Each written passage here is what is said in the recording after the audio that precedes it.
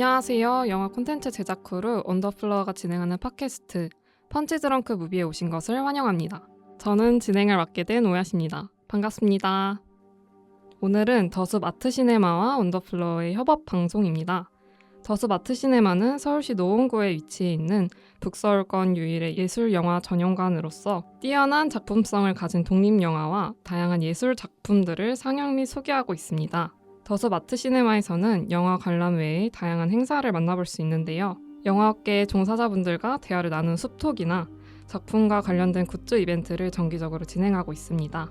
더불어 문화 복합공간 더숲은 작가와 함께하는 낭독회와 북토크를 진행하는 큐레이션 서점과 다양한 미술 작품이 있는 갤러리로서의 역할도 충실히 해내고 있는데요. 여기에 추가로 맛있는 브런치까지 준비되어 있다고 합니다.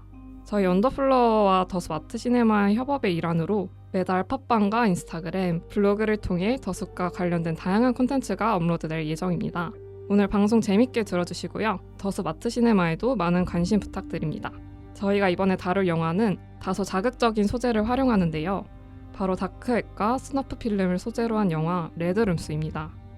다크웹이란 특정한 브라우저를 통해서만 접근할 수 있는 악의적인 목적의 사이트를 의미합니다. 수많은 사이버 범죄가 이곳에서 이루어진다고 하는데 스너프 필름도 그 예시 중 하나입니다. 스너프 필름은 실제로 행해진 잔혹한 살인 장면 따위를 찍은 영상물을 의미한다고 합니다. 생소한 주제인 만큼 방송을 듣기 전 배경 지식을 설명해 드렸는데요. 레드룸스에서 이 무거운 소재를 어떻게 다루는지 얘기할 예정이니 방송 귀 기울여 주시면 감사하겠습니다. 본격적으로 영화 이야기를 하기에 앞서 함께 방송에 참여할 패널분들을 소개하겠습니다. 토이님, 아차님, 레나님, 간단하게 자기소개와 함께 인사 한 말씀 부탁드릴게요. 안녕하세요. 사실 스릴러물을 굉장히 좋아하는 토이입니다. 와. 안녕하세요. 저는 스릴러물을 정말 무서워하는 아차입니다. 와. 네, 6기 시작한 이후로 3번 연속 MC만 맡다가 드디어 패널로 돌아온 레나입니다. 네, 패널분들도 소개를 하였으니 이제 더숲파보기 레드룸스 1부 진행하겠습니다. 더숲파보기 레드룸스 1부에서는 영화의 전반적인 내용을 살펴보는 시간을 가질 예정인데요. 영화의 전반부와 후반부를 나누어 인상적이었던 장면이나 연출, 캐릭터까지 다양하게 이야기를 해볼까 합니다. 영화에 대한 이야기를 하기 전 패널분들은 영화를 어떻게 보셨을지 궁금한데요. 다들 이 영화 어떠셨어요? 저는 사실 범죄 스릴러 장르를 진짜 좋아해서 작품 보기 전까지는 기대를 많이 했었거든요. 그리고 이제 스릴러라고 하면 빠른 전개 그리고 반전 또 시원한 엔딩이 특징이잖아요. 네. 근데 레드룸스는 배경 지식 없이 보면은 이해하기가 조금 힘든 작품인 것 같았어요. 그래서 배경 지식을 알고 나니까 이제 하게 되는 장면이 많았던 것 같습니다.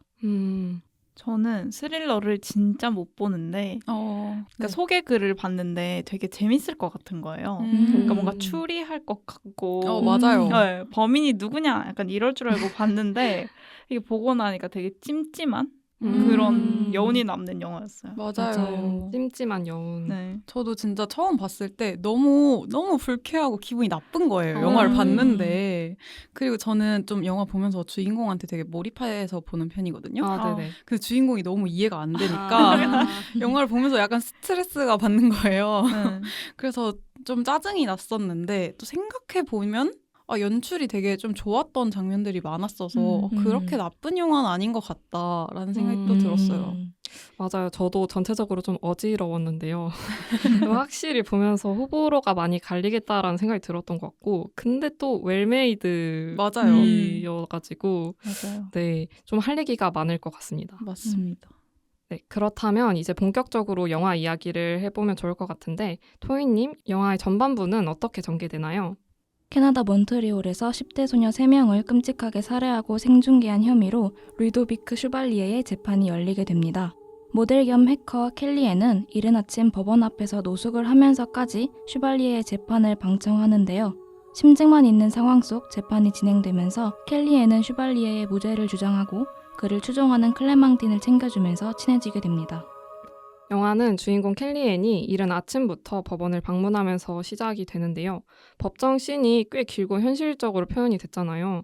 저는 이 부분에서 처음에 롱테이크로 판사랑 검사, 변호인까지 스피치를 되게 차분하게 따라가는 연출이 나오잖아요. 네. 그게 되게 인상 깊었거든요. 패널분들은 이 롱테이크 법정 씬 어떻게 보셨어요? 저는 이 장면이 이 영화에서 가장 최고의 장면이라 생각을 하거든요. 오. 특히 그 검사님이 배심원들한테 이렇게 얘기를 할 때 어, 네. 맞아요. 제 기억으로는 그 부분이 완전 생 원테이크로 갔던 것 같아요. 맞아요. 그래서 제가 또 원테이크를 좀 좋아해요. 아, 진짜요? 왜냐면 원테이크 기법을 사용하면 확실히 현장감이 확 느껴져가지고 또 카메라 구도가 저희가 마치 배심원이 된 것처럼 맞아요. 찍었잖아요. 네. 그래서 제가 진짜 배심원이 된 것 같았고 확 그 검사님의 말이 쏙쏙 들어오면서 진짜 그 이 영화에 확 몰입할 수 있던 장면이라 너무 좋았어요. 저는 온통 하얗잖아요, 법정이. 네, 맞아요. 네. 근데 제가 그 드라마로 보거나 영화로 보는 법정, 대한민국 법정은 안 그랬거든요. 맞아요. 그래서 이게 나라 차이인지 모르겠는데 뭔가 법정이 온통 하얘서 뭔가 병원 같다라는 오. 느낌도 좀 받았어요. 그리고 말씀해 주셨던 것처럼 뭔가 변호인과 검사의 말이 진짜 쏙쏙 들어오긴 했는데 진실이나 사실적 증거에 의한 이야기들이 아니라 되게 감정을 호소하는 이야기들을 이렇게 막 쏟아내시더라고요. 맞아요. 네. 그래서 약간 되게 특이하다, 좀 다르다. 내가 생각했던 법정과는 좀 다른 느낌이다라는 걸 많이 받았던 것 같아요. 저도 좀 비슷하게 생각을 했는데 일단 배우들 연기에 감탄하면서 봤었고요. 그리고 검사랑 변호사 양측 의견을 또 잘 들어볼 수 있었던 장면이라고도 생각이 들었는데 조금 전에 이제 감정적인 이야기를 하셨다고 네, 말씀하셨잖아요. 맞아요. 네. 제가 또 대문자 F로서 아. 저는 양측의 이야기를 들으면서 검사 측 얘기를 들을 때는 와 진짜 쓰레기 같은 사람이다 맞아요. 이렇게 생각을 했다가 또 변호사 측 얘기를 듣다 보니까 아 뭐 범인 아닐 수도 있겠네 뭐 이렇게 생각이 들더라고요. 뭔가 맞아요. 계속 설득당하는 장면이었던 것 같아요. 약간 공감이 어. 중요한 장면이었어요. 이 말도 맞는데 저 말도 맞는 것 같고 맞아요. 맞아요. 저도 아찬이 말씀하신 것처럼 되게 비현실적인 것처럼 느껴졌거든요. 그러니까 정말 미술관 같기도 하고 맞아요. 정신병원 같기도 오 하고 맞아요. 근데 또 롱테이크다 보니까 현실감을 느껴지고 해서 되게 좀 묘한 분위기가 이 법정 씬에서부터 드러났던 것 같아요. 그러면은 재판이 진행되면서 슈발리에가 정말로 범인인지 아닌지에 대해서 점점 알 수 없게 되잖아요. 사건의 잔혹함을 보다 보면 슈발리에가 범인인 것 같다가도 또 명확한 증거가 없어서 확신하기가 더 어려웠던 것 같아요. 혹시 패널분들은 후반부를 보기 전까지 마음속으로 슈발리에가 진범이라고 생각하셨는지 궁금해요. 저는 슈발리에가 진범일 것 같다라는 생각은 안 했지만 요 사람 진범일 수도 있겠는데? 라고 생각했던 부분이 그런 거예요. 법정에도 슈발리에가 이렇게 보이잖아요. 유리로 네, 돼서. 네. 근데 이분의 태도가 되게 억울해 보이지도 않았고 맞아요. 네, 그렇다고 해서 그래 내가 죽였어라는 그런 뭔가 우월감을 보이는 표정도 없었거든요. 맞아요. 근데 그 뭔가 제가 영화를 다 보고 나서 그랬을 수도 있는데 이 뭔가 오만한 태도가 맞아. 막 이렇게 손톱 정리를 하거나 맞아요. 집중 안 하고 막 이런 것들이 범인이었으면 좋겠다. 그런 생각했던 것 같아요. 완전 사이코패스 응. 같지 않아요? 맞아요. 약간 거만했습니다. 네. 저도 그 전까지는 약간 그 변호사 입장으로 이제 그래 아직은 재판이 진행 안 끝났으니까 좀 믿어보자 했는데 그 손톱 정리하는 걸 보는 순간 맞아요. 저 시옷 쌍기역 무조건 범인이다. 어떻게 저렇게 이 참카이 살해된 이 재판에서 저렇게 태연하게 손톱 정리를 그니까요. 할 수가 있어? 억울해 보이지도 않았어요. 응. 맞아요. 네, 그리고 너무 일상인 것 같아 보이지 않았어요? 이 맞아요. 재판을 받는 것 맞아요. 자체가?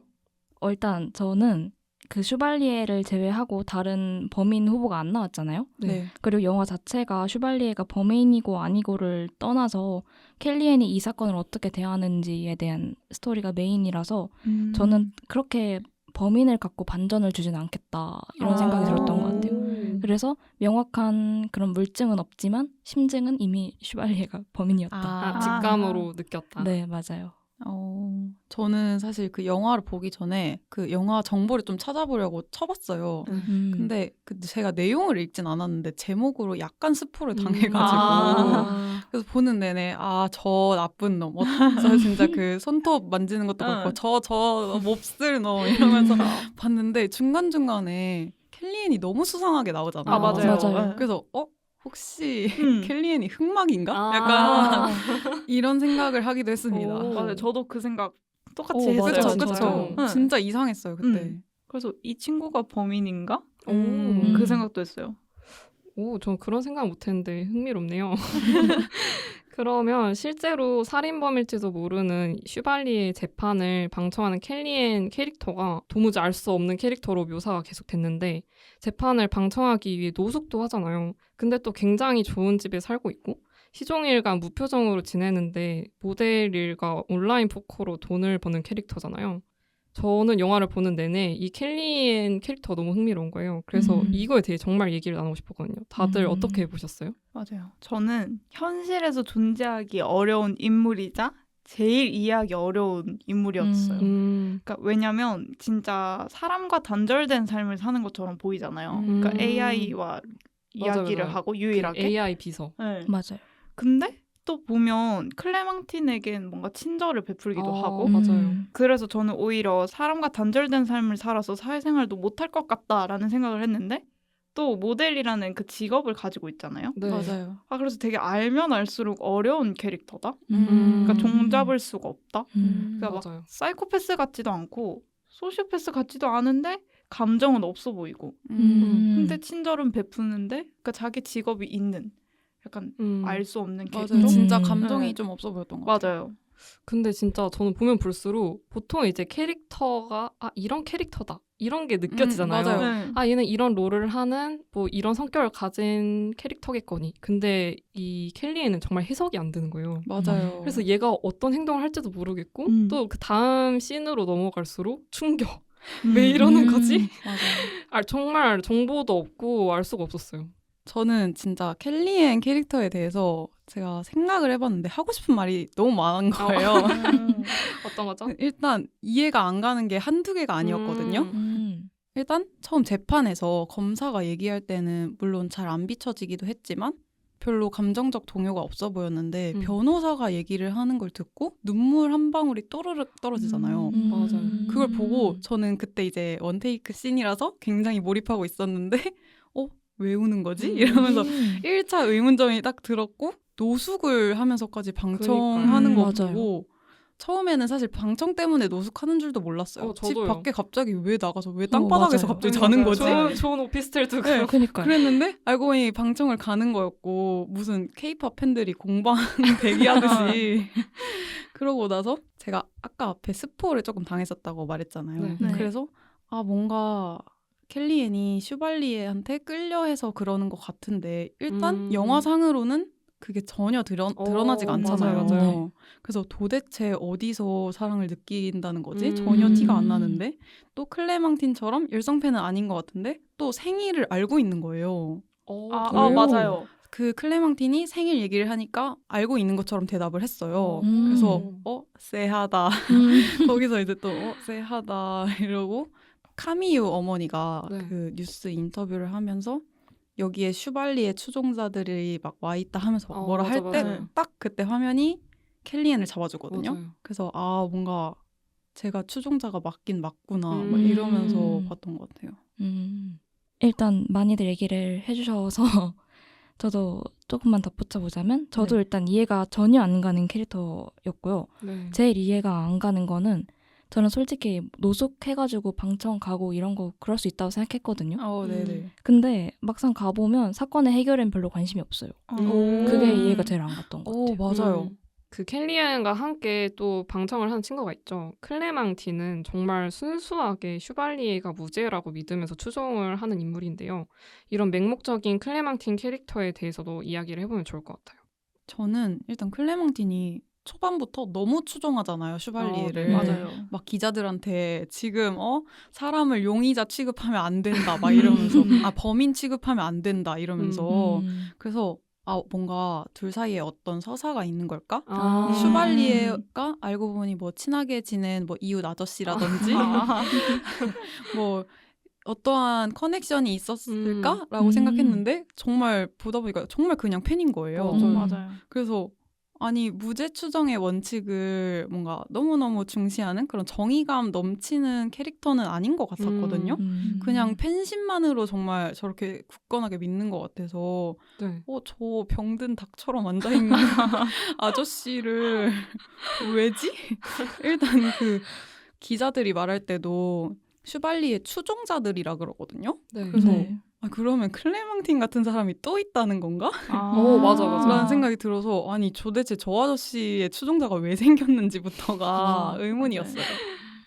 저는 좀 현실적인 캐릭터라고 생각도 했어요. 오. 약간 열성 팬분들이나 그러니까 내가 좋아하는 인물들은 절대 그런 나쁜 짓을 저지를 수 없다라고 확정지어 생각하는 사람들을 어떻게 보면 클레망틴으로 좀 보여주는 게 아닌가 생각했어요. 왜냐면 결론을 얘기해도 될지 모르겠는데 슈발리에는 사실은 무죄가 아니잖아요. 네. 그럼에도 불구하고 클레망틴은 그를 추종하고 사랑하잖아요. 네. 사랑했잖아요. 네. 맞아요. 그것 자체가 사실은 잘못된 신념과 믿음이 뭔가 행동으로 실천되면 어떻게 보여지는지를 클레망틴을 향해 좀 보여준 게 아닌가? 네. 그런 생각을 좀 해봤어요. 저는 그래서 이해가 안 갔던 것 같아요. 클레멘틴이. 아, 왜냐면 제가 봤을 땐 정황상 범인이 슈발리에가 맞는 것 같은데 옹호를 하는 것도 일단 이해가 안 갔고요. 그 자리에 유가족이 같이 있었잖아요. 네. 네. 근데 유가족들의 고통보다 이제 슈발리에의 눈에 비친 슬픔에 더 집중을 하는 거를 보고 잘못된 신념의 무서움을 좀 다시 깨달은 것 같아요. 맞아요. 클레망틴의 감정선은 켈리앤의 집에서 슈발리의 재판을 다루는 TV쇼 장면에서 극적으로 나오죠. 저는 이 장면에서 클레망틴 혼자서 미친 사람처럼 보이는 연출 때문에 TV쇼 장면이 폭력적으로 느껴지기도 했어요. 패널분들은 TV쇼 출연자들과 클레망틴에 대해서 어떻게 보셨나요? 저는 슈발리에를 옹호하는 클레망틴이 일단 이해는 절대 안 갔고요. 네. 근데 그 장면에서는 좀 마음이 아팠던 것 같아요. 맞아요. 왜냐면 다수의 입장이 이제 미디어로 전달이 되잖아요. 네. 그리고 이제 소수에 해당하는 클레망틴의 의견이 또 이제 무시당하고 또 조롱당하는 거를 딱 보고 나니까 되게 그 순간만큼은 클레망틴을 좀 안아주고 싶더라고요. 맞아요. 저 진짜 동의하는 게 저도 그 장면에서 이제 되게 큰 스크린을 앞에 두고 클레망틴이 이렇게 화면을 보고 서서 전화하는 그 장면이 네. 너무너무 작아 보이고 맞아요. 그 패널들한테 진짜 거의 조리돌림을 당하잖아요. 아, 맞아요. 그래서 저도 클레망틴의 의견에 한 번도 동의한 적은 없는데 그 순간만큼은 진짜 불쌍해 보였어요. 맞아요. 근데 뭔가 저는 그 장면 자체가 다 이해가 안 됐어요. 네. 그러니까 그 얼마나 도대체 사랑하면 추종하면 그렇게까지 위험을 무릅쓰고 내가 조롱거리가 될 수 있는 거지. 맞아요. 더불어서 그 TV쇼에서도 되게 진짜 가볍게 이야기를 하잖아요. 맞아요. 그 맞아요. 사건에 대해서 되게 가벼운 일이 아닌데 그쵸. 가볍게 만들고 되게 이슈화해 주는구나. 음. 사실 그러면 클레망틴처럼 추종할 수 있는 사람들이 또 생길 수도 있겠다라는 생각이 들었어요. 방금 저희가 막 클레망틴을 조금 안쓰러운 눈으로 바라보는 것처럼 다른 사람들도 왜 저렇게까지 해? 라고 생각할 수도 있을 것 같아요. 저도 아찬이 의견에 살짝 동의를 하는 게 클레망틴이 이렇게 짠한 모습을 보이니까 가엽게 느끼잖아요. 맞아요. 이것처럼 클레망틴도 모두에게 욕을 먹으니까 좀 가엽게 느끼는 게 아니었을까? 이런 생각이 들더라고요. 맞아요. 저도 진짜 그 TV쇼에 관해서 또 하고 싶은 말이 뭔가 그 사람들의 의견이 뭐 틀리진 않았는데 너무 정말 그 패널과 진행자들이 범죄자의 행위를 비판하고 있는 느낌보다는 맞아요. 그냥 그 범죄자를 가십거리로. 욕하는 행위와 맞아요. 클레망틴을 욕하는 행위에 도파민을 느끼고 좀 음. 즐기고 있는 것 같아 보였던 것 같아요. 우리의 현대 사회 같은. 맞아요. 뭔가 이렇게 가십화되고 이슈화하는 거에만 사람들이 더 궁금해하고 재밌어하고 뭔가 이 진짜 문제에 대해서는 별로 관심을 두지 않는 거죠. 맞아요. 네, 그 TV쇼 이후에 클레망틴은 켈리앤에게 더 의지를 하게 되고 켈리앤 또한 클레망틴을 위로해주면서 둘의 사이는 더욱 가까워지는데요. 켈리앤이 클레망틴에게 집을 내어주고 챙겨준 이유는 무엇이라고 생각하세요? 저는 이 대목도 진짜 이해 안 됐어요.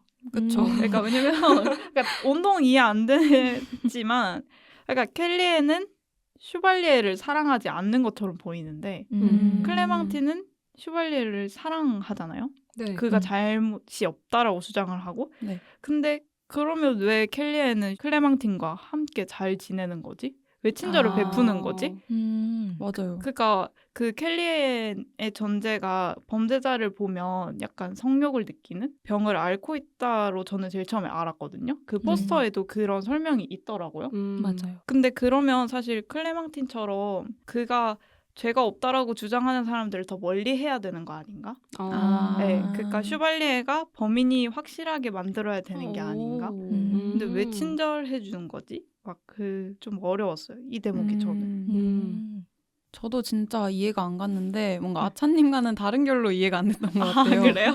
저는 일단 켈리앤이 처음에 클레망틴 길에서 마주쳤을 때 그 모델 일 끝나고 딱 마주쳤을 때 제가 봤을 때는 켈리앤이 약간 아이씨 약간 이러면서 피하는 느낌이었거든요. 클레망틴을. 네. 그래서 뭔가 좀 클레망틴을 보고 한심하다라는 생각을 갖고 있는 것처럼 느껴졌었는데 갑자기 자기 집에 막 데려오고 막 모델 일 하는데도 같이 따라가잖아요. 맞아요. 진짜 모든 그 일을 같이 하는 걸 보고 약간 뭐 키링걸처럼 데리고 다니는 걸 보고 막 이게 도대체 무슨 감정이지? 그냥 이때도 여전히 켈리앤이 이해가 안 갔던 것 같아요. 참 여러모로 이해가 안 가는 네, 인물이죠. 한두 개가 아니에요. 맞아요.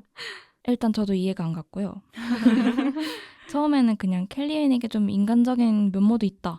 이런 걸 보여주려나라는 생각을 좀 했었거든요. 네. 근데 아차님 말씀하셨던 그 증후군 이야기를 저는 이제 영화를 다 보고 알았어요. 네. 그래서 그거를 다 보고 나니까 이제 왜 그랬는지 좀 이해가 가더라고요. 그래서 그래요? 이거는 네. 저는 2부에서 또 얘기를 해보겠습니다. 알겠습니다. 아껴주는. 좋아요. 저는 제가 생각하기에 켈리에는 자신의 이상 성욕을 완전히 인지하고 있는 인물인 것 같아요.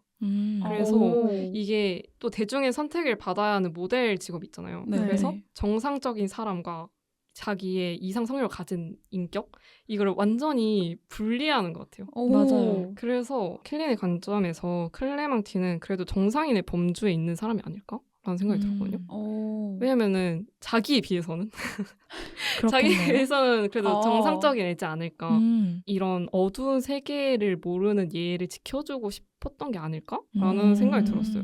왜냐면은 뭐 뒤에도 나오겠지만 영상을 처음엔 안 보여주려고 하잖아요. 네. 그런 거에서 어쩌면 약간 정상적인 자신의 모습을 이 클레망틴과 함께하면서 유지하고 싶었던 게 아닐까. 근데 저는 방금 그 말씀 듣고 머리를 이렇게 하나 스쳤는데 네. 클레망틴도 슈발리에를 좋아하잖아요. 네. 그러고 켈리앤이 가지고 있는 증후군이 뭔가 범죄자를 보면 그 약간 성욕을 느끼는 그런 거라고 하면 경쟁자로 생각했던 거 아닐까요? 약간 그럼 오히려 안 데리고 다니지 않았을까요? 그러니까 내가 바람에 뭐 얼어 죽든 말든 맞아요. 그럴 수도 있는데 뭔가 내가 너보다 우월하다라는 걸 한 번 더 확립시켜 주고 싶지 않았을까요? 걔는 밖에서 자고 나는 이런 좋은 집을 가지고 있고 뭔가 내가 너보다 가지고 있는 게 많다. 다시 네, 그런 생각도 한번 해봤어요. 정말 해석될 그런 게 많은 캐릭터네요. 네. 되게 여러 방면으로 생각해 볼 수 있는 인물인 것 같아요. 레드룸스 감독인 파스칼 플란테는 영화가 단조로운 법정 드라마에서 편집증적인 스릴러와 호러 장르로 변화한다고 설명을 하는데요. 더욱 충격적이고 공포스럽게 다가왔던 영화 후반의 줄거리도 함께 살펴볼까요? 클레망틴은 켈리앤과의 대화를 통해 그녀가 이미 피해자의 스너프 필름을 가지고 있다는 것을 알게 됩니다. 이후 클레망틴은 2개의 스너프 필름을 직접 보게 되고 재판 방청에 빠지게 됩니다. 켈리앤은 계속해서 슈발리에의 재판에 참여하면서 마지막 피해자인 카미유 분장을 한 채로 슈발리에의 관심을 끌면서도 카미유의 스너프 필름을 얻기 위한 다크웹 경매에 참여하게 됩니다. 네, 영화 후반부로 가니까 전반부와 달리 훨씬 극적이고 무섭게 저는 느꼈습니다. 연출도 초반의 현실적인 분위기랑 달리 신선한 장면들이 많이 보였던 것 같아요. 영화 전반에 걸쳐서 특히 더 인상 깊은 장면을 얘기해 볼까요? 저는 켈리앤이 사건 피해자와 똑같이 하고 법정으로 들어서잖아요. 네. 저는 그때 영화 중에 제가 제일 소름 돋았던 장면이었어요. 맞아요. 네. 그리고 제일 충격적이었어요. 그러면서 슈발리에가 켈리앤을 보고 웃으면서 손을 흔들잖아요. 네네. 이게 무슨 영화인가? 이게 무슨 영화예요? 이런 뭐야, 느낌 받았어요. 이게. 네. 저도 똑같은 장면인데요. 그 슈발리에가 인사해줄 때 딱 음향 효과로 피해자들이 스너프 필름에서 지르는 비명 소리가 맞아요. 나오거든요. 근데 제가 사실 공포를 아예 못 보는 사람이라 아직도 그 음성에 후유증에 좀 시달리고 있거든요. 그 맞아요. 약간 인사이드 아웃에서 트리플 댄 특검 노래 갑자기 나오는 거 아세요? 뭐요?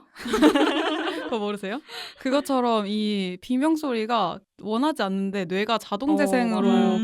가끔씩 좀 들려요. 네, 지금 음. 각인된 것처럼 맞아요. 지금도 떠올라요. 근데 진짜 후유증이 좀 갑자기 공포 영화가 돼가지고 너무 힘들었습니다. 저는 일단 그 장면들도 너무 인상 깊긴 했는데 뭔가 머리를 딱 맞은 것 같았던 게 그 카미유 집 비밀번호 해킹하는 장면 있잖아요. 저는 그게 이상하게 계속 기억에 남더라고요. 왜냐면 그 전까지는 켈리앤 행동이 진짜 이해가 아예 안 갔었거든요. 근데 맞아. 켈리앤이 컴퓨터를 되게 잘 다루는 캐릭터로 막 이렇게 나오다 보니까 아, 얘 평범한 인물은 아니다. 뭔가 있다 얘. 약간 이렇게 생각을 하게 만든 장면인 것 같아요. 정말 이 켈리엔의 숨겨진 능력들이라 해야 될까요? 맞아요. 막 돈도 막 엄청나게 벌고 맞아요. 막 뭐 해킹도 해가지고 이런 그녀의 능력들이 계속 쏟아져 나오는 후반부였는데 힐리엔이 클레망틴에게 피해자 2명의 스너프 필름을 보여주잖아요. 저는 여기서 정말 쇼킹했거든요. 이걸 어떻게 가지고 있지? 맞아요. 네, 그 같은 영상을 보는 클레망틴과 켈리의 모습이 또 대조돼서 연출이 되는데 충격적인 영상을 보고 나서 둘의 행동이 확실히 달라지는 게 느껴졌거든요. 클레망틴은 켈리엔이 보여준 영상을 보고 어떤 신경의 변화가 있었을지도 얘기해보면 좋을 것 같아요. 뭔가 영화 속에서 스너프 필름이 직접적으로 나오진 않았잖아요. 네. 근데 검사가 완전 초반에 얘기했던 것처럼 복면을 쓰고 있지만 누가 봐도 슈발리에로 보였을 것 같아요. 그리고 사실 맞아요. 우리 관객한테도 그 복면 쓴 모습이 나오는데 네. 너무 슈발리에 같았잖아요. 네, 맞아요. 그래서 이제 클레망티는 그 영상을 보고 아 슈발리에가 한 게 맞았구나 싶어서 그가 무죄라고 주장하던 지난날의 자신의 행동이 유가족들한테 어떤 의미였을지 그때 이제 깨닫고 또 사랑하고 믿었던 만큼 좀 상처를 받았을 것 같아요. 뭔가 진짜 범인이라고 생각 못했을 것 같아서 믿은 만큼 배신감이 크게 왔을 것 같다. 그 클레망틴이 되게 닭똥 같은 눈물을 아, 커다란 맞아요. 눈에서 이렇게 뚝뚝 맞아요. 흘리는데 그래도 저는 거기서 참 안심을 했어요. 아, 클레망틴은 그래도 제정신인 애다. 뭔가 다행이다. 이제 회개를 하렴. 이런 맞아요. 느낌으로. 범죄자 추종했는데 제정신 맞나요? 이제 진실을 알았으니 아, 또 음. 반성을 하니까요. 진짜 범죄자를 사랑하진 않는다. 그쵸.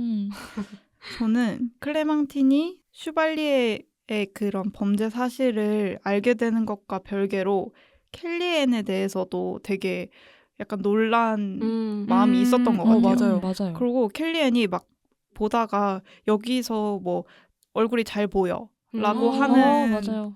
대사를 하잖아요. 그래서 네. 클레망틴은 켈리엔이 도대체 어떤 사람이지?에 대한 의구심도 같이 들게 했던 장면이었어요. 저 이 말 들으니까 너무 무서워요. 나랑 같이 법정 맞아요. 다니던 언니가 네, 나한테 나 사실 그 영상 있어 하고 집으로 데려온 다음에 같이 보는데 여기서 잘 보여. 맞아요. 맞아요. 너무 그 같이 둘이 한 공간에 있던 게 너무 무서울 것 같아요. 너무 공포 갑자기 음. 뒤통수 맞을 것 같고 이 언니 맞아요. 뭐지? 진짜. 저는 클레망틴이 이제 슈발리의 눈에 이제 슬픔이 있다라고 했던 게 약간 복선인가 오. 싶었거든요. 왜냐면 복면을 쓰고 있다고 해도 눈은 보이잖아요. 맞아요. 근데 우와. 그 눈에 슬픔이 있어서 절대 범인일 리가 없다고 했던 클레망틴인데 그 복면에 이제 비친 광기 뭔가 이런 걸 봤을 때 엄청 충격받았을 것 저 같아요. 지금 소름 저도요. 돋았어요. 진짜요. 저 저도. 완전 소름. 그 얼굴이 생각나요. 아, 어머 어떡해. 저 또 오늘 잠 못 잡니다. 네, 그러면 다음 질문 넘어가서 이 영화에서 또 가장 소름 끼쳤던 장면이었던 것 같은데 아까 레나님과 아차님이 말을 해주셨거든요. 켈리엔이 카미유의 분장을 하고 슈발리의 관심을 끄는 장면 거기는 혹시 더 얘기를 해보면 좋을 것 같은데 저는 개인적으로 그 교정기가 좀 무서웠어요. 맞아요. 교정기가 왜 이렇게 무서운지 모르겠어요. 맞아요. 진짜 무슨 척키처럼 네. 맞아요. 그 머리도 이제 하고 탈색해가지고 약간 살짝 그 뭔가 푸석푸석한 감정의 맞아요. 그 머리에 파란 렌즈를 쓱 끼고 교정기를 이렇게 낑낑 거려서 살짝 우겨 넣잖아요. 넣잖아요. 음. 입에. 거기가 진짜 무서웠습니다. 저는 일단 그 처음에 그 가발이죠. 그 금발. 네네. 가발을 쓰고 법원 검색대에서 검사 받을 때 음. 그때부터 조금 이상했거든요. 맞아요, 맞아요. 그때 켈리의 몸 움직임이 진짜 무슨 이상했어요. 그냥 진짜. 맞아요. 아, 맞아요. 각기 춤추는 것도 아니고 네. 그리고 또 그때 표정이 뭔가 기대를 하고 있는 표정이었거든요. 그래서 아 무슨 일이 나겠구나. 그래서 저 되게 긴장하면서 봤고 그 기대한 게 슈발리에게 보여주고 싶어서 약간 기대하고 있었던 게 아닐까요? 근데 너무 소름 끼치고 뭔가 가발까지는 저는 아 잘 보이려고 썼나? 오케이 하고 넘겼는데 갑자기 파란 렌즈를 끼고 교정기까지 나와서 진짜 게다가 교복까지 입었어요. 그냥 맞아요. 혼절했습니다. 저 뭐 그 그 엑스레이 그 들어간 거 하시니까 생각났는데 거기서 삑삑 울려서 막 검사잖아요. 저는 맞아요. 총 나올 줄 알았어요. 맞아요. 네, 그래서 아 얘가 난장판을 만들려나 아. 했는데 교정기였고 네. 그걸 끼는 걸 전 정말 상상도 못했어요. 맞아요. 맞아요. 아 그리고 저는 그게 삐삐 거리잖아요. 네. 법원 검색대에서. 그러면 사실 그게 교정기라는 사실이 알게 되고 사실 법원에서 근무하시는 분들뿐만 아니라 슈발리에 사건이 당시에 되게 그 영화 속에서는 사람들의 그 관심을 받았던 사건이었잖아요. 그쵸. 맞아요. 그러면 법원 검색대에 계신 분들 약간의 의심을 해볼 만한데 아. 그러니까 진짜 아무렇지 않게 그런가요? 근데 들어가라고 하지 않아요? 교정기는 너무 일상적인 거라 생각 못했을 것 같아요. 근데 그러니까 피해자 3명의 사진들이 다 그냥 뉴스처럼 나오더라고요. 음. 네, 맞아요. 그러면 대략적으로 좀 알 수 있지 않았을까? 음. 그러고 왜냐면 그 켈리앤이 거의 다 오잖아요. 모든 그 네. 재판에 다 참여를 하면 사실 아, 이 인물이 기억할 텐데. 뭔가 좀 눈에 띌 만한 또 외형을 가지고 있잖아요. 키도 크고 맞아요. 막 늘씬하고 막 그래서 안 걸리네? 그러니까 삐삐거려 저는 뭔가 여기서 잡혀가나? 그 생각을 했는데 안 걸린다고 생각을 하고 법원에 들어와서 이렇게 앉아 있는데 그때 그 소름이 안 잊혀져요. 저도 맞아요. 막 아직도 그 손 흔드는 그 슈발리에가 아, 맞아요. 이 자식 진짜 범인이네 이거. 그러니까 저도 거기서 얘 진짜야. 아, 맞아요. 대박이야 이제. 얘 맞아요. 진짜네. 너 진짜 반성할 생각도 없구나. 와. 그런 생각 들었어요, 진짜. 저는 그 카미의 엄마가 발견을 하고 맞아요. 하는 장면이 너무 마음이 아팠어요. 맞아요. 너무 잔인해요. 진짜. 맞아요. 저는 다른 건 모르겠고 일단 그 학교 가디건 그게 딱 보이는 순간 아 얘 미쳤네 진짜 얘 진짜. 돌았구나 약간 이런 맞아요. 생각이 들었고 그리고 이제 슈발리에가 딱 손으로 이게 잘가 뭐 이렇게 인사를 하잖아요. 네. 그때 약간 켈리의 표정이 아 찾았다 약간 이런 느낌을 전 딱 아니, 받았었거든요. 뭔가 희열을 느끼는 것 같지 않았어요? 맞아요. 맞아요. 진짜. 그래서 아 내가 범인 맞구나 약간 이런 생각. 그래서 진짜 그게 소름이었던 것 같아요. 아 그러면 그 전까지는 켈리에는 아직 슈발리에가 범인이라고 확신을 못한 상태라고 생각을 하시는 건가요, 토이님은? 뭔가 한 90% 확신인데 한 10%가 부족했다면 딱 이제 그때 보고 퍼즐 조각이 맞춰진 느낌. 너 맞구나? 약간 이런 반응. 아 싫어요. 너무 싫어요. 뭔가 토이님 얘기를 들으니까 갑자기 그냥 생각난 건데 제가 아까 네.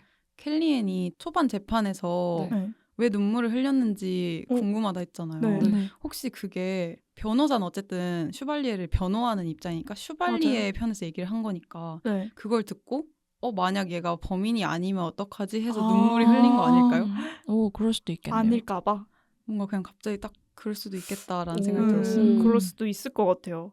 아 그리고 저는 그 켈리앤 신발 나오잖아요. 교복과 함께 그 단화 같은 걸 신고 나오는데 사실 재판에서 피해자 어머니의 증언을 안 들었으면 피해자가 어떤 신발을 신었는지까지는 모르잖아요. 네. 이 친구도 보통이 아니다. 켈리앤도 이게 이상한 인물이다 싶었어요. 그 신발까지 다 구비를 해서 이렇게 그니까요. 진짜 세팅을 해서 나오잖아요. 소름 그게 끼칠 충격적이었어요. 정도로 네. 치밀해요. 진짜 보통 맞아요. 미친 게 아니에요. 네. 켈리에는 또 카미유 스너프 필름을 사기 위해서 경매까지 참여를 하잖아요. 근데 그 영상을 사기 위한 돈을 벌기 위해서 옆에서 또 창을 띄워놓고 온라인 포커까지 동시에 진행을 하는데 전 여기가 진짜 사실 가장 긴장감이 넘치는 장면이었거든요. 진짜 숨을 참고 봤어요. 패널분들은 어떠셨어요? 저도 진짜 숨 참고 보긴 했거든요. 네. 아 이게 설마 켈리앤 손에 들어갈까? 이 필름이? 그 생각을 했는데 그런 동시에 이 켈리에는 왜 이 필름을 이렇게까지 사고 싶을까에 아, 대해서 좀 맞아요. 심리에 대해서 좀 생각을 해봤는데, 그러니까 예를 들면 제가 사고 싶은 옷을 살까 말까 망설이다가 그게 품절되면 더 사고 싶잖아요. 아, 맞아요. 네. 뭔가 그런 인간의 욕망, 욕구를 좀 보여주는 장면이었겠다는 생각도 들었어요. 그러니까 볼 수 없으니 더 보고 싶게 만드는 뭔가 그런 보고 싶게 만들어 놓고 이것을 어떻게 구하는지 그 과정을 보여주면서 이게 옷이나 화장품이 아니라 이게 잔인한 영상일지라도 인간은 이런 걸 소비할 수 있다라는 걸 좀 보여주는 장면이 아니었나 하는 생각이 들었어요. 되게 좀 이 영화 자체가 욕망을 좀 여러 방면의 욕망을 다룬 영화 같아요. 맞아요. 일단 저는 그런 끔찍한 영상, 무슨 영상인지 다 알잖아요. 네. 그걸 구매하겠다고 그렇게 많은 사람이 몰려오는 것도 음. 일단 기분이 너무 안 좋고요. 아, 맞아요. 그 장면에서. 그리고 사람들이 이게 증거 제출을 하려고 영상을 구매하는 게 아니라 그냥 보고 즐기려고 구매하는 거잖아요. 네. 그러니까요. 그것도 더 기분이 안 좋았고요. 그리고 내내 이제 켈리앤이 역시나 사건 해결엔 관심이 없구나. 본인 욕구 충족이 먼저인 인물이구나. 궁금하다. 이런 걸 느끼게 되는 장면이었던 것 같아요. 저는 진짜 솔직히 보면서 그냥 켈리엔 망했으면 아, 이러면서 그냥 파산해라. 아. 그 포커 약간 중간에 살짝 위기인 것처럼 도박을 거는 거잖아요. 맞아요, 켈리엔이 맞아요. 진짜 올인을 하죠. 네, 맞아요. 올인할 때 그냥 망해라. 파산해라. 이러면서 봤는데 결국에 그게 성공해서 영상도 따내잖아요. 네. 네. 그때 이제 막 희열에 가까운 막 눈물 흘리면서 음. 좋아하는 걸 보고 진심으로 좀 혐오스러웠어요. 맞아요. 여기서 온라인 이 포커랑 경매에 쓰인 암호화폐가 비트코인이잖아요. 네. 근데 이 1BTC가 하나로 약 9천만 원이래요. 그래서 그러면 와. 켈리앤이 산 그 스너프 필름 가격이 이제 약 20억. 와. 20억을 거기 태운 거예요. 와우. 와. 그래서 와. 진짜 그게 어느 정도 집착이어야지 진짜. 그렇게까지 그러니까요. 할까. 심지어 그걸 한마디로 켈리엔만 한 게 아니잖아요. 네. 맞아요, 네. 맞아요. 다들 미쳤구나. 그 전 질 줄 알았어요. 그러니까 올인했을 때 아이고 켈리에 망했구나 아, 이랬는데 그걸 이기고 사더라고요.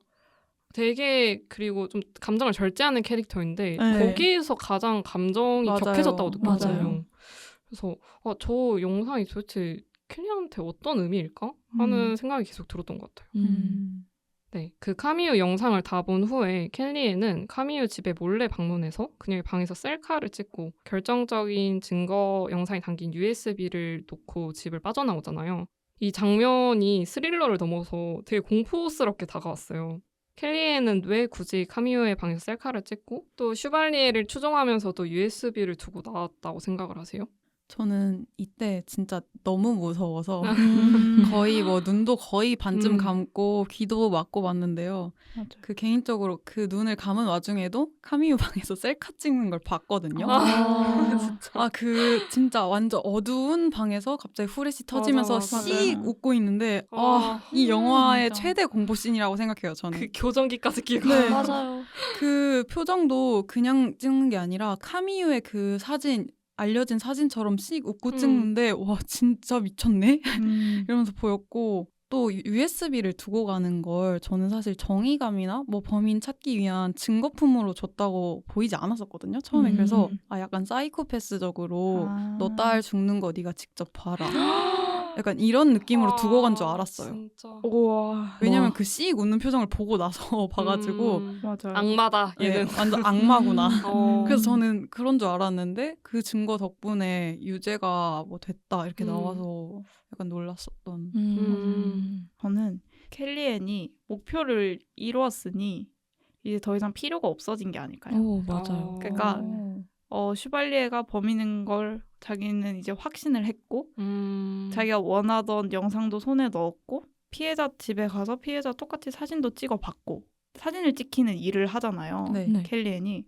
그래서 자기는 비록 모델 일에선 잘렸지만 자기를 또다시 뭔가 셀카를 통해서 증거를 좀 남겨보고 그냥 목표를 다 이뤘으니 더 이상 필요가 없어졌다라고 생각을 해서 USB를 두고 갔다라는 생각도 했고 저는 제일 처음에 USB를 두고 갈 거라고 생각을 안 했고 엄마를 죽이는 줄 알았어요. 네. 그러니까- 저도 뭔가 엄마한테 뭘 하려는 건 줄 알았어요. 맞아요. 반전이 있을 거라 생각을 했어요. 음. 근데 USB를 두고 간 게 아이러니하긴 한데 이젠 자기는 할 일을 다 했다.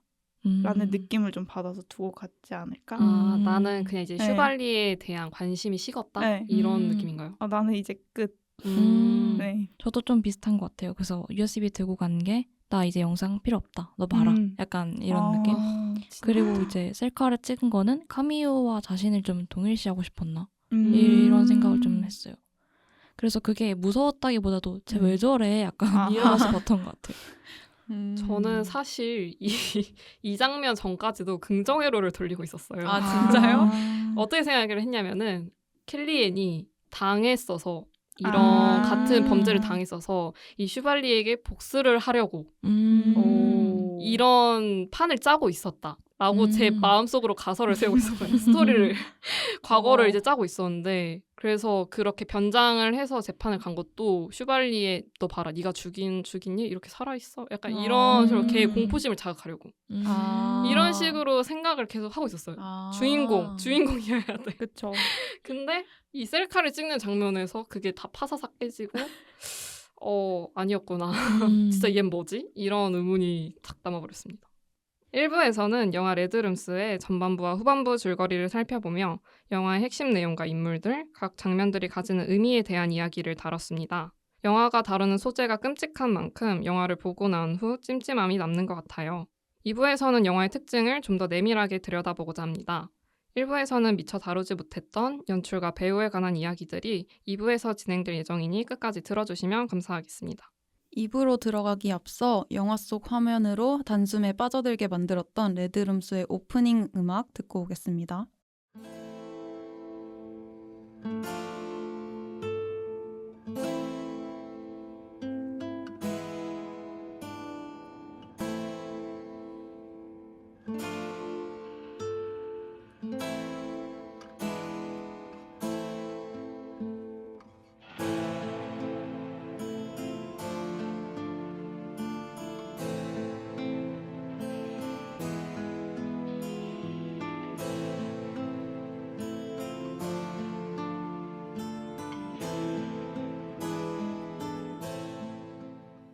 레드룸스 2부 시작하겠습니다.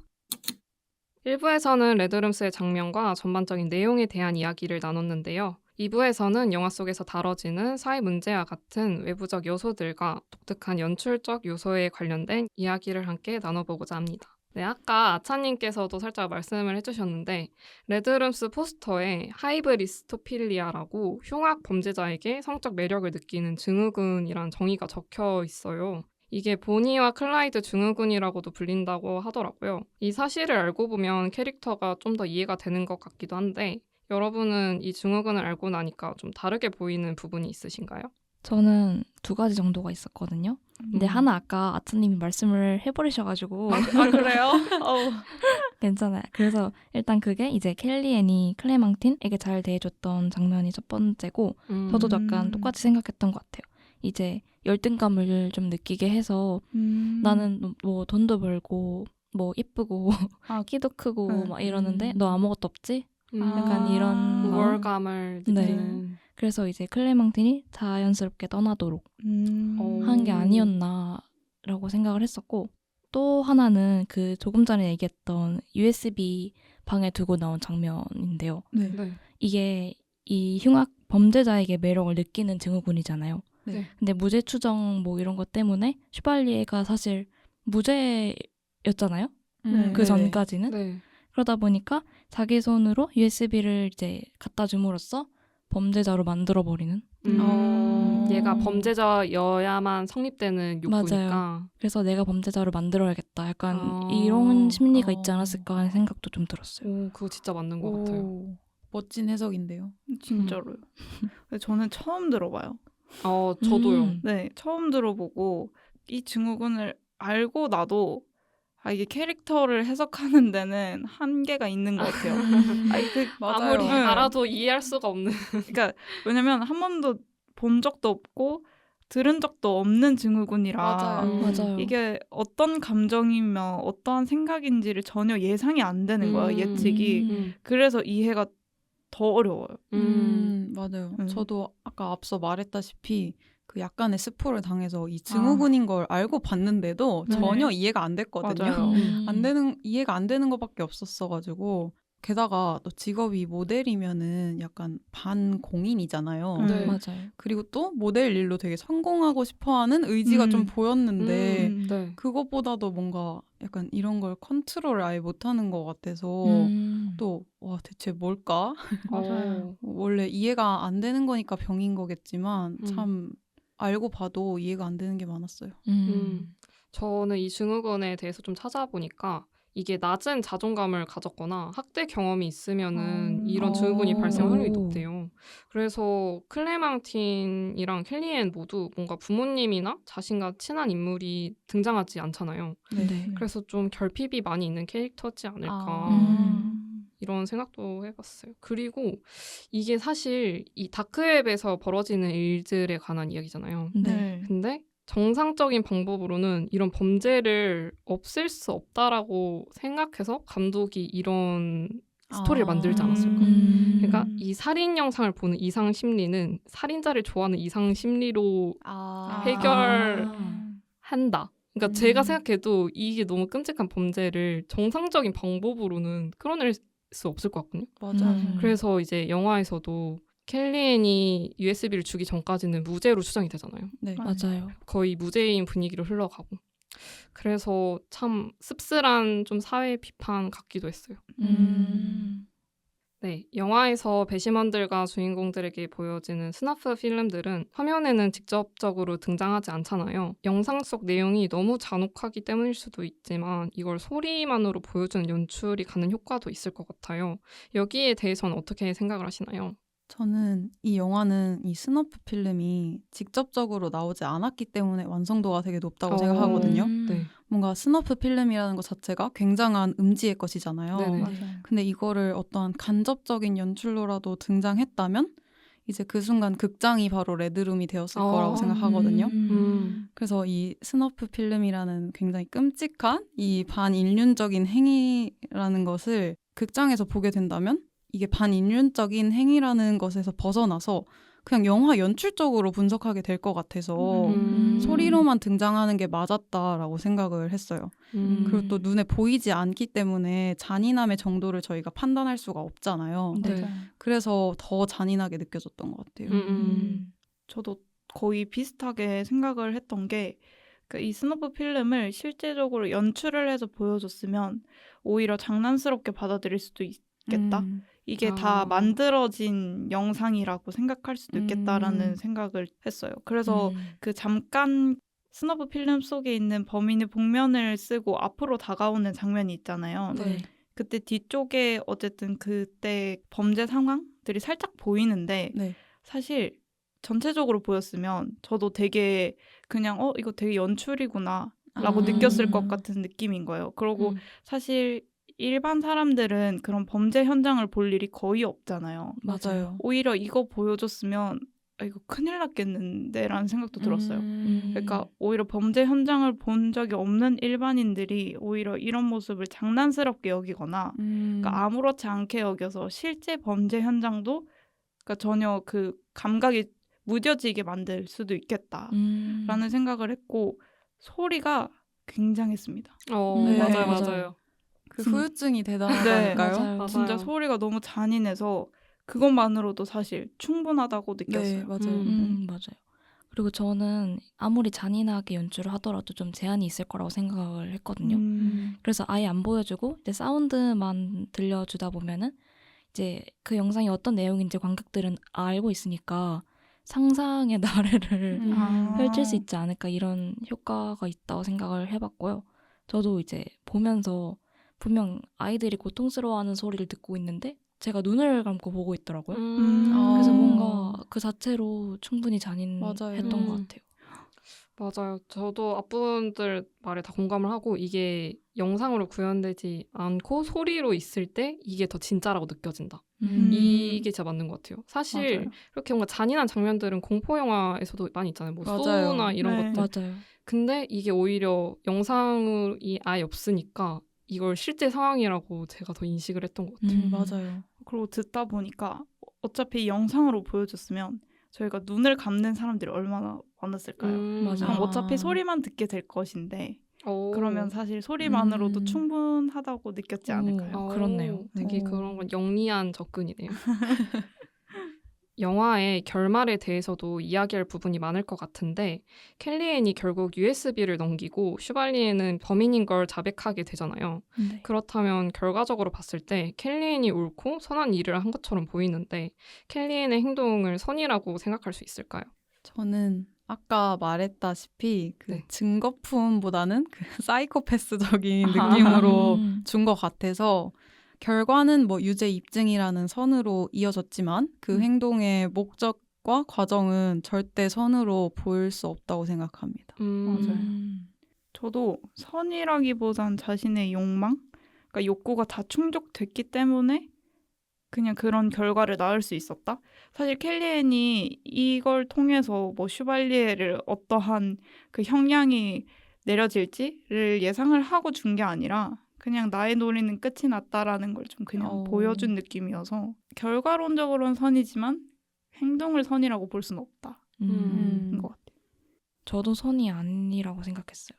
왜냐면 켈리에는 진짜 사건 해결에는 관심이 없었잖아요. 맞아요. 맞아요. 그냥 나는 슈발리에가 범죄자인가 아닌가. 그냥 이 정도만 궁금하고 나는 뭐 아까 말한 그 증후군 뭐 이런 걸 인지를 하고 있는 캐릭터인 것 같기도 했고 그래서 이제 슈발리에를 범죄자로 만들어야겠다 하는 그런 욕구를 충족을 시키려는 그런 목적이 바탕이 된 것 같아서 저는 선이 아니라고 생각을 했습니다.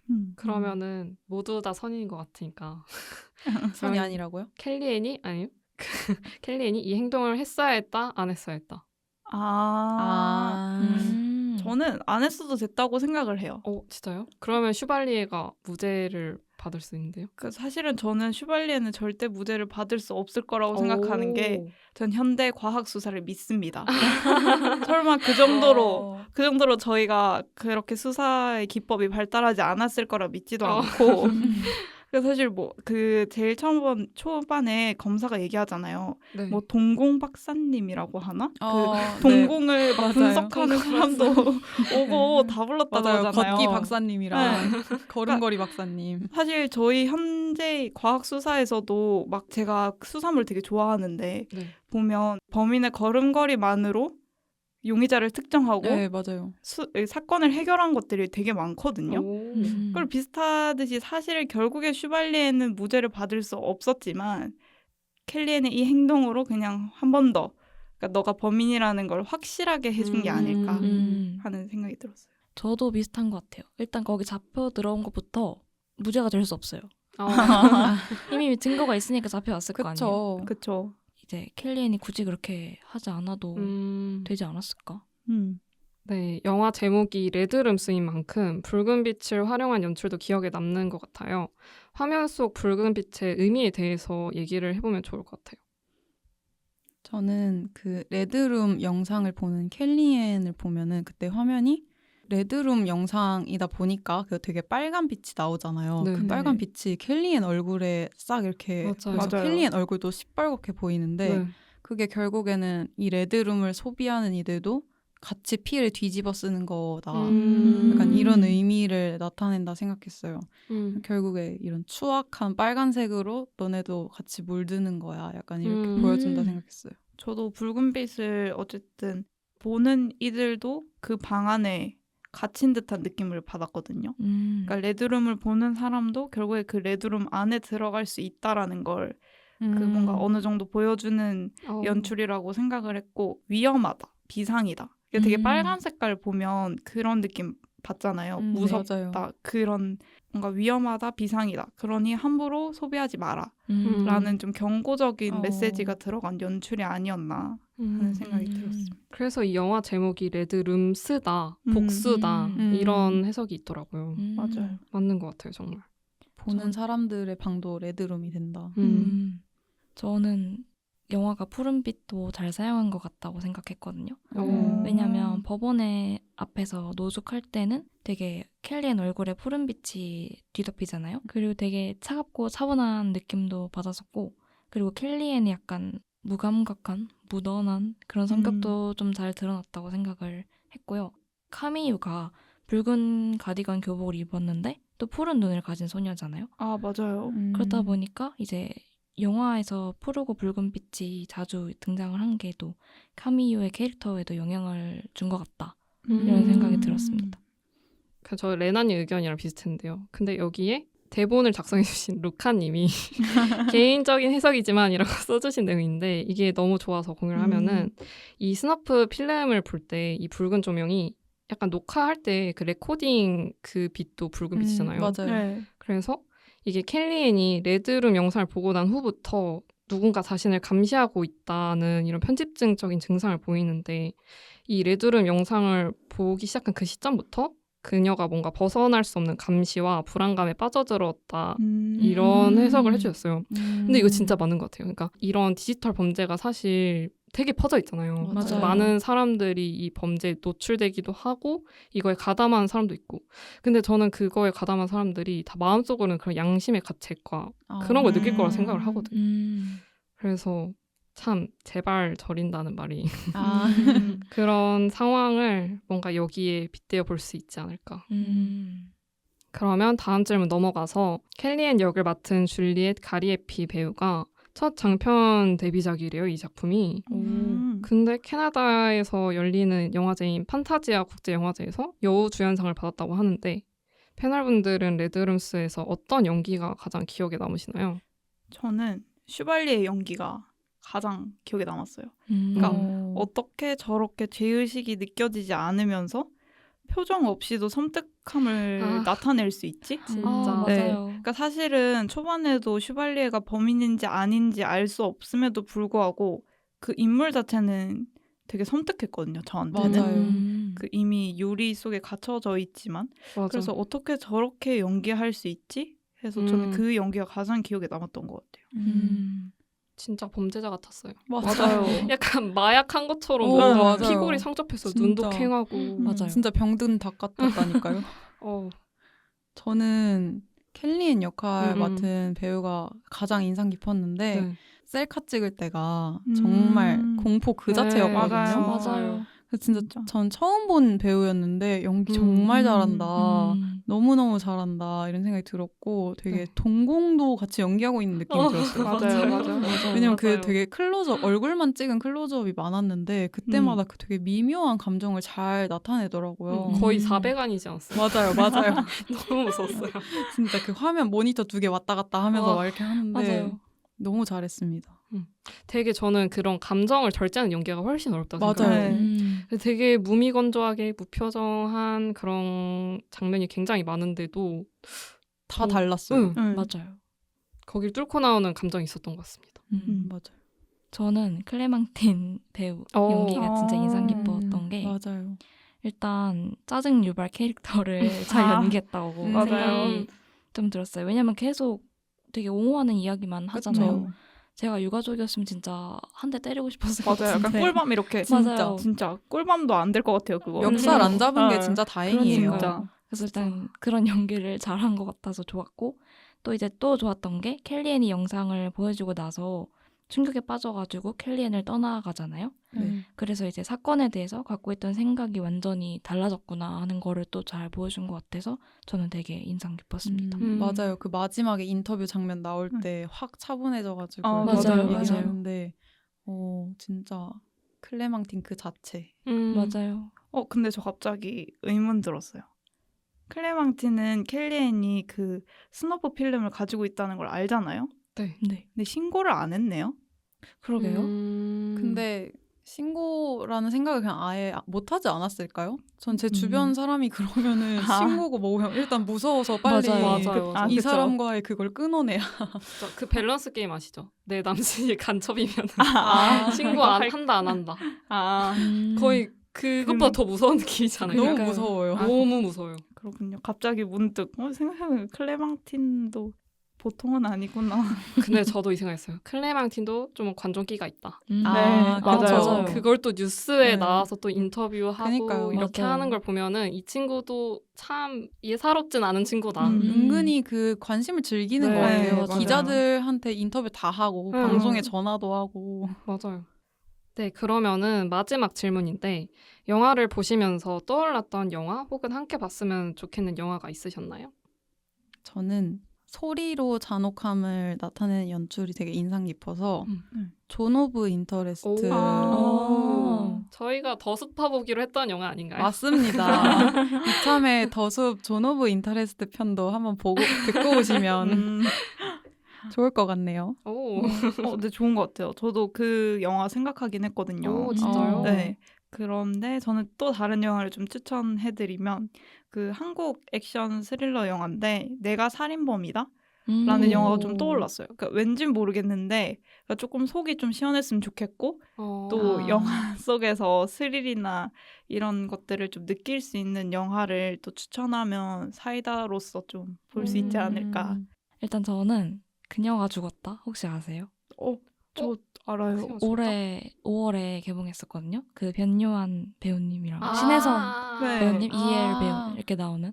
저 이거 시사회 가서 봤었는데 오. 진짜 손에 땀을 쥐면서 봤던 기억이 있거든요. 제가 또 좋아하는 영화 중에 하나이기도 한데요. 이게 또 소재가 좀 비슷한 게 주인공이 여기도 좀 관심을 먹고 사는 그런 캐릭터예요. 뭐 약간 인플루언서 이런 느낌? 그리고 여기가 또 절대 선도 없고 절대 악도 없어요. 뭔가 다 하나씩 범죄가 될 만한 건수들을 가지고 있는 그러면서 또 이제 한국 스릴러답게 시원한 엔딩. 그래서 저는 이게 생각이 좀 많이 났던 것 같아요. 네, 저도 추천 하나 하자면은 사실 저는 도파민이 굉장히 터지는 걸 좋아하거든요. 네. 네. 근데 저는 이거 보면서 가장 많이 생각났던 영화는 추락의 해부였어요. 네, 음. 추락의 해부도 저는 좀 어둡다고 느꼈는데 이 영화에 비하면 아주 그냥 순한 맛입니다. 이거는 좀 더 드라마 느낌이고 사람들의 내면 이런 걸 더 다루는 법정물 좋아하면 추천드립니다. 재밌습니다. 네, 2부에서는 레드룸스를 구성하는 요소들에 대한 이야기를 나눠보았습니다. 다소 자극적인 소재를 적절하게 연출했다는 생각이 드는 작품이었던 것 같아요. 그럼 이제 최종적으로 각 영화의 별점을 매겨볼까요? 저희 팟캐스트의 별점 방식 아시죠? 별점이 10점 만점에 5점 이하이면 별로라는 의미에서 펀치, 이 영화의 별점이 6점 이상이면 취할 정도의 좋다는 의미의 드렁크로 구분해서 평점을 매길 겁니다. 그럼 지금까지 나눈 얘기들을 종합해서 레드룸스를 평가해볼까요? 일단 저는 드렁크고요. 오. 6점 주겠습니다. 오, 드렁크셨어요? 네. 생각해보니까 뭐 좋았던 것 같더라고요. 아까에 비해서 바뀐 점수. 네, 후회졌습니다. 오. 일단 6점을 준 이유는 그래도 연출이 되게 아름다웠던 것 같아서 좀 긍정적으로 생각을 해보기로 했고요. 네. 근데 좀 아쉬웠던 거는 이 영화 감독의 의도가 좀 관객의 시선이 영화에 개입을 하게끔 하는 거였다고 생각을 했는데 그러기엔 저는 너무 단서가 없다고 생각이 들었어요. 그리고 이제 또 되게 잔인하잖아요. 네. 그래서 해석을 해보려고 해도 뭔가 그 잔인함이 계속 떠오르니까 힘들더라고요. 맞아요. 그래서 조금 그런 면에서는 아쉬웠다. 그래서 한 줄 평은 붉은빛 연출과 단서 없는 스토리. 완전 좋은데요? 박수가 네. 나오는데요. 완전 저도 처음 보고 나왔을 때는 솔직히 기분이 많이 나빴거든요. 아, 맞아요. 그래서 무조건 펀치 이러면서 나왔었는데 근데 또 시간이 지나니까 좀 이게 기억이 미화가 된 건지 또 좋았던 연출이 많았어가지고 네. 바뀌어가지고 오. 7점 오. 꽤 많이 올랐죠. 네, 엄청 네. 올랐는데요. 네, 그 드렁크를 줬습니다. 오. 근데 이제 약간 공포 요소인 것과 소재에서 오는 불편함 때문에 좀 깎여서 7점이고요. 나머지는 솔직히 괜찮았던 것 같다 오. 생각해요. 그래서 저의 한 줄 평은 정말 고민을 많이 했는데 도파민과 반인륜적 행위를 구분하지 못한다면 당신의 인권은 레드룸에 갇히게 될 것이다. 와. 여기도 박수가. 감사합니다. 좋은데요? 저도 생각보다 좀 후한 것 같은데 저는 드렁크고요. 네. 6점입니다. 오. 그 이유는 일단 다크웹이라고 하는 좀 새롭고 신선한 소재를 또 새로운 시선으로 해석을 한 것 같아서 그것은 높이 평가하나 관객이 이해하기에는 해석을 보지 않으면 어려운 부분이 없지 않아 맞아요. 있다라고 생각을 하고 한 줄 평은 잔인한 장면 없이 소리만으로 끔찍하고 잔인한 영화로 하겠습니다. 좋네요. 저 후딱 빠르게 해보면은 네. 저도 드렁크로 7점이고 저는 개인적으로 뭔가 좋은 작품의 기준이 싫다 좋다의 느낌이 아니라 인상이 세게 남았다? 내가 이거를 계속 맞아요. 곱씹으면은 되게 잘 만든 작품이라고 생각을 맞아요. 하거든요. 그만큼 내가 이 세계에 들어갔다는 거니까. 음. 그래서 저도 끝나고 난 뒤로도 계속 이 찝찝한 기분이 남았고 이 인물이 왜 그랬을까?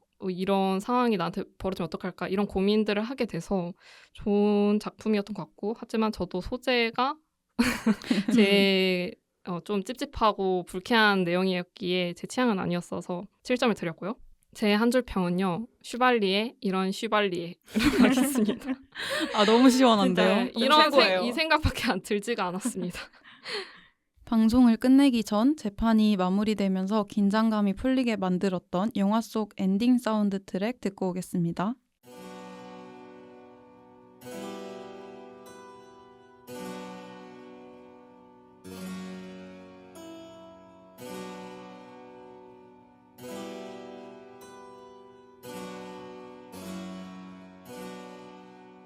네, 지금까지 파스칼 플랜트 감독의 영화 레드룸스에 대한 이야기를 나눠보았습니다. 레드룸스를 보면서 제 스스로가 영화 속 배심원이 된 느낌을 받았는데요. 슈발리에의 재판에서 만약 카미오의 영상이 경찰에게 전달되지 않았다면 배심원들은 결국 정황만 가지고 슈발리에를 판단해야 했을지도 모릅니다. 한정된 단서로 판단을 내려야 했던 배심원들처럼 관객인 저희도 심증으로만 그녀의 행동을 판단해야 했던 것 같아요. 영화의 후반부까지 켈리앤에 대한 정보를 주지 않아서 끝까지 긴장감이 유지되며 의미심장한 결말로 마무리된 것 같습니다. 영화를 보고 나오니 매번 들어가는 인터넷 세상이 조금 무섭게 느껴지기도 합니다. 최근에도 텔레그램이나 딥페이크를 활용한 인터넷 범죄가 수면 위로 떠오르면서 많은 사람들의 걱정과 불안을 자아내기도 했는데요. 저수 마트 시네마에서 레드룸스를 보면서 이 문제의 심각성에 대해 고민해보는 것도 좋을 것 같습니다. 더 많은 사람들이 이 문제에 관심 가지기를 바라며 이번 방송 마무리하겠습니다. 지금까지 진행의 오얏, 패널의 토이, 아차. 레나였습니다. 다음 시간에 만나요.